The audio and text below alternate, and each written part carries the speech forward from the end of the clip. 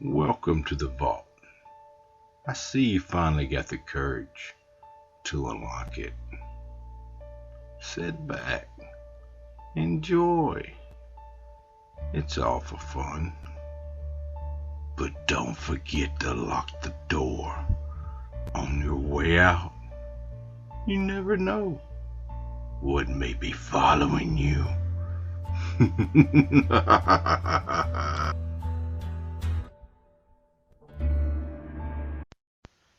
This is the story my grandfather told me that we called Pawpaw when I came to stay with him one summer. I will never forget that summer. It was the summer of my 14th birthday. I was going to get to spend the whole summer with my grandparents. I loved my grandparents.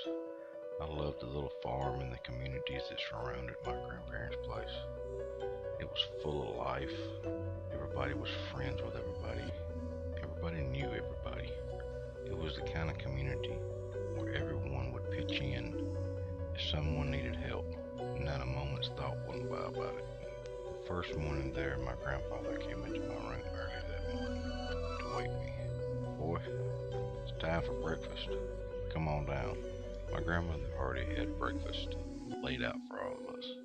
I'm talking about, you name it, it was there. We all sit down. My grandfather said a little slight prayer, and we started to enjoy ourselves, talking and laughing. My grandfather said, "Well, boy, you're finally going to be 14. You know, in our family, turning 14 is a big event." My grandfather said, "Boy, I know it's not your birthday yet, but since you're going to be roaming around these parts, this just might come in handy. Always keep it with you when you go into the woods. Always." I looked at him and said, "What? I get my birthday present early? What? What is it?"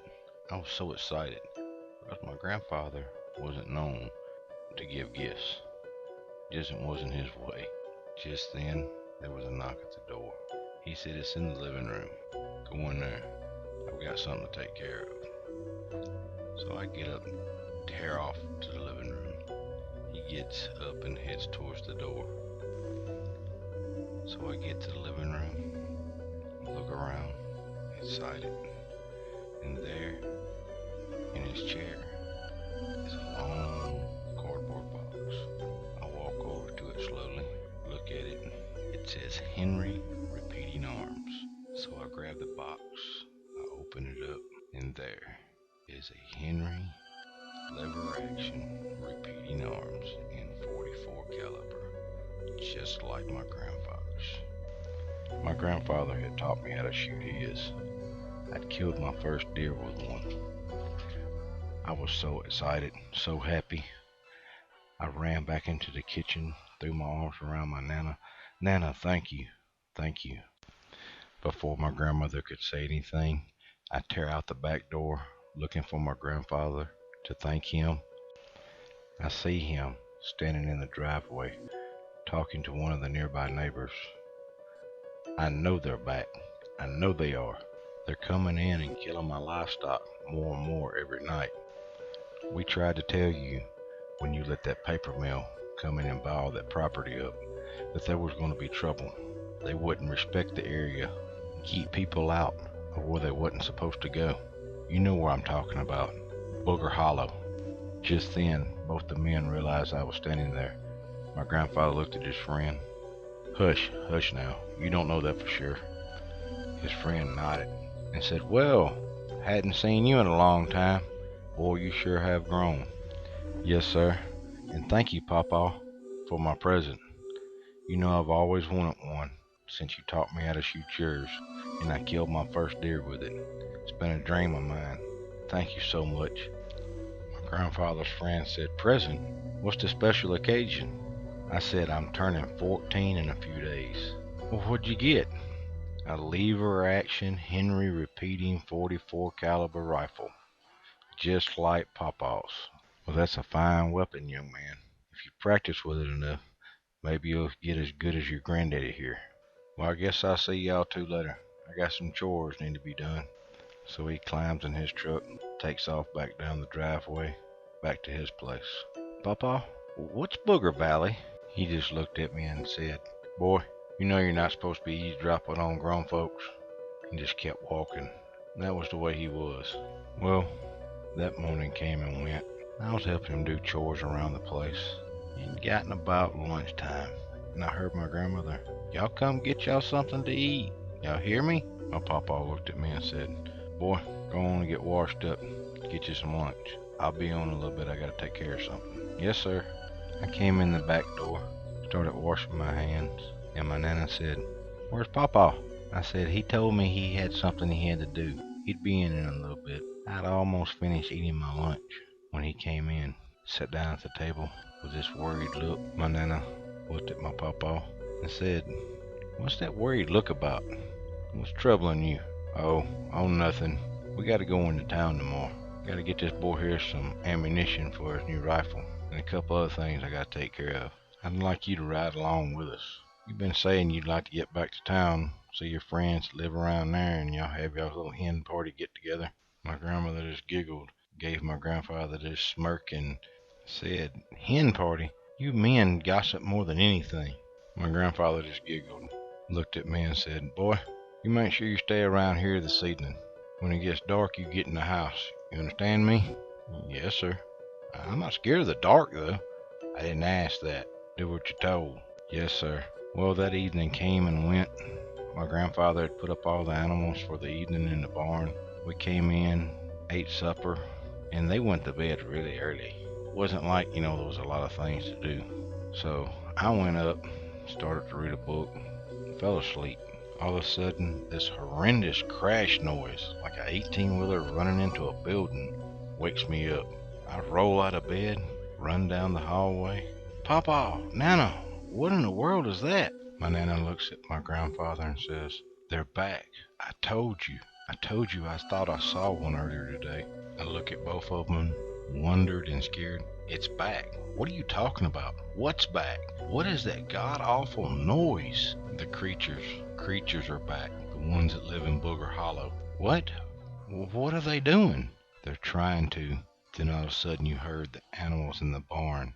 Sounded like 1,000 animals at one time being slaughtered. Just the noise. It was just deafening. I looked at my papa. "Well, what are we going to do? What are we going to do?" "There is nothing we can do. If we try to go out there, we'll be next." Then silence. It had stopped just as fast as it had started.